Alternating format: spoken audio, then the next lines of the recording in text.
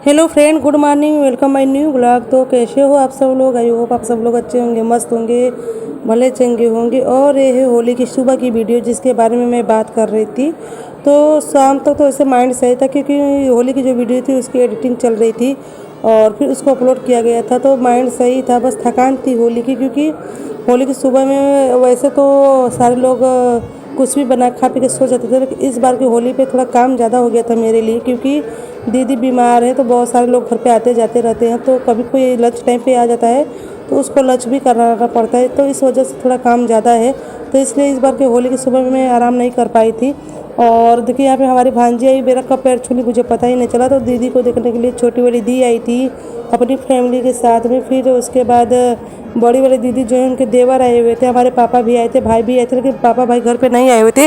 तैयारियाँ तो ऐसी सब कुछ मैं करके रखी हुई थी, लेकिन वो लोग बाहर मार्केट से ही चले गए थे, घर पे नहीं आए हुए थे।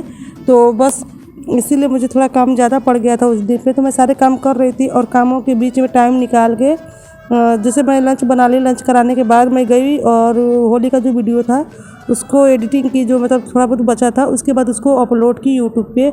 और उसी बीच में नेट ख़त्म हो गया था, तो आकृति के पापा जैसे थोड़ी सी लड़ाई भी कर ली कि नहीं मेरा रिचार्ज करिए, मुझे आज होली वाला वीडियो जो है आज ही अपलोड करना है।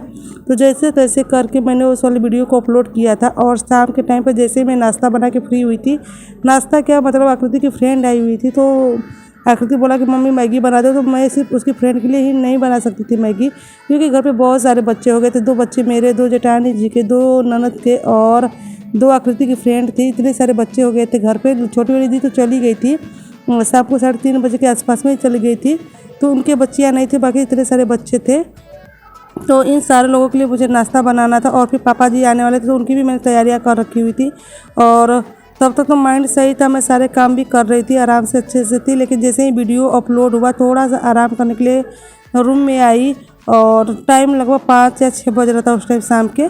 तो उसके बाद जैसे ही मैं रूम में आई हुई थी, तो वैसे ही मतलब फ़ोन आता है कि यूट्यूब का जो वीडियो होली वाला है आप अपलोड कर दिए। मैंने बोला हाँ अपलोड तो कर दी हूँ। तो फिर मुझसे बोला गया कि प्लीज़ आप उसको डिलीट कर दीजिए, वो वीडियो मत रखिए। मैंने बोला क्यों? तो फिर मुझे रीज़न बताया गया। मुझे रीज़न अच्छा भी लगा, मुझे समझ में भी आया उनके रीज़न। और वो ऐसे इंसान के मतलब कुछ भी बोल दे तो मैं उनकी बातों को इग्नोर तो बिल्कुल भी नहीं करती हूँ। जहाँ तक मुझसे हो पाता है मैं उनकी बातों को मानती हूँ, करती भी हूँ। और ऐसा नहीं है कि मैं उनकी बातें मानती हूँ, मेरी बातें नहीं सुनती हैं, वो भी मेरी बातों को सुनती हैं, समझती भी है।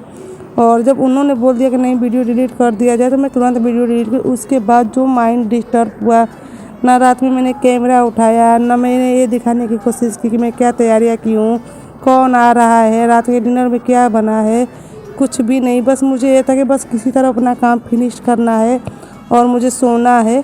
तो आकृति के पापा जी भी 1-2 बार बीच में रूम में आए हुए थे। मैं लाइट ऑफ करके सोई हुई थी। बोले क्या हुआ और इस टाइम पे तुम लाइट ऑफ करके सोई हो, रात का खाना नहीं बनाना है? तो मैं उनको कुछ नहीं बताया, क्योंकि मैं बताना ज़रूरी नहीं समझी कि मुझे बताना चाहिए उनको ये सारी बातें। तो बस यहाँ पे बना रही हूँ मैं मैगी आकृति और आकृति के फ्रेंड के लिए। तो यहाँ पर जितने भी हमारे सारे वेजिटेबल है मैं उनको कर ली फ्राई, फिर पानी ऐड की और फिर उसके बाद मैगी डाली। और मैं ऐसी वाली मैगी बहुत कम बनाती हूँ।